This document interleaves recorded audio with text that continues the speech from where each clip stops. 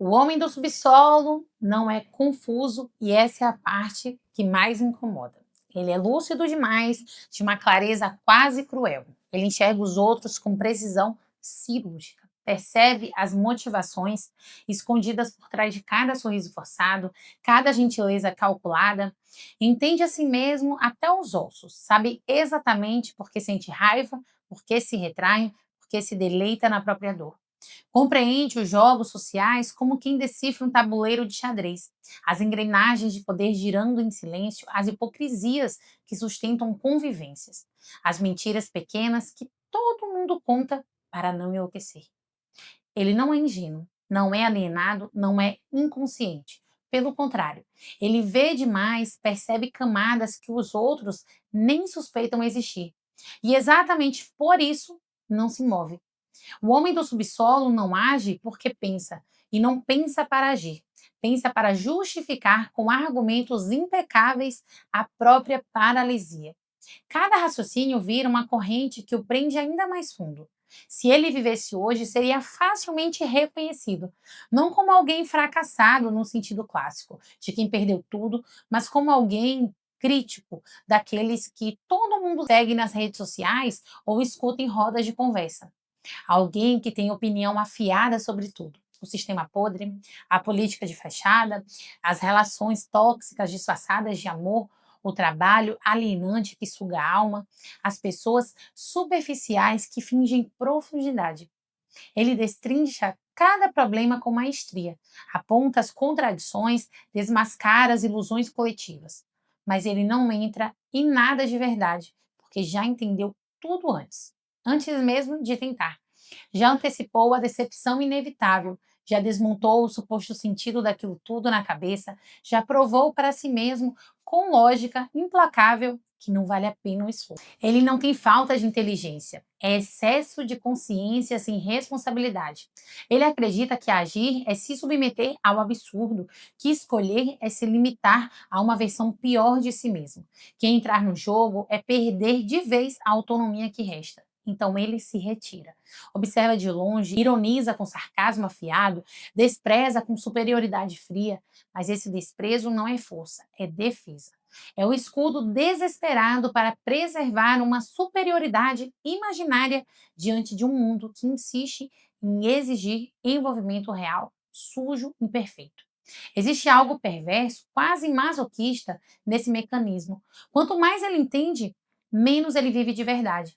Quanto mais consciência acumula, camadas sobre camadas de análise, autocrítica, desilusão, menos experiência concreta sustenta aquela vida.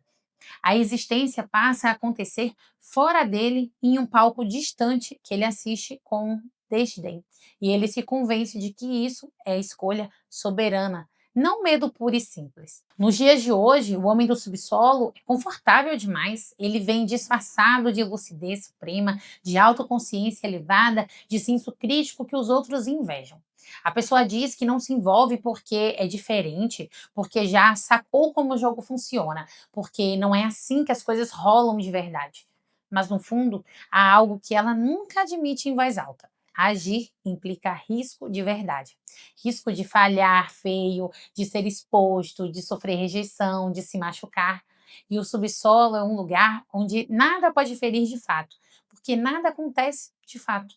O homem do subsolo despreza a ação direta porque ela expõe a vulnerabilidade, porque errar em público dói como faca, porque tentar de verdade cria consequências reais que não dá para apagar com mais uma reflexão brilhante. Em Memórias do Subsolo, ele pode pensar sem pagar o preço, criticar sem jamais se comprometer, existir sem nunca se oferecer inteiro. Mas isso cobra um custo silencioso, corrosivo. O ressentimento cresce como um mofo em parede úmida. A amargura se instala como hábito. A sensação de isolamento se intensifica até virar segunda pele. O subsolo, que começou como abrigo intelectual seguro, vira prisão emocional sufocante. E o mais cruel é que o homem do subsolo sabe disso tudo. Ele não se engana nem por um segundo, ele apenas não sai. Dostoiévski foi brutalmente honesto aqui. O problema não é a falta de razão, é a recusa em agir mesmo sabendo. É transformar a consciência em álibi perfeito. É usar a inteligência como forma sofisticada de evitar o risco da vida real. Hoje, vemos isso em pessoas que vivem adiando escolhas importantes. O emprego que não aceitam, o relacionamento que não assumem, o projeto que nunca lançam, que analisam demais cada variável, ponderam demais cada possibilidade, questionam demais cada motivação, até que o tempo decide por elas e o vazio fica ainda maior. Não por incapacidade real, mas por excesso de controle obsessivo. O subsolo é o lugar onde a pessoa acredita que, ao não escolher nada, está preservando todas as possibilidades infinitas, quando na verdade está abrindo mão de todas elas de uma vez. O homem do subsolo não sofre porque o mundo o rejeitou, sofre porque ele se recusou a entrar antes mesmo do primeiro convite.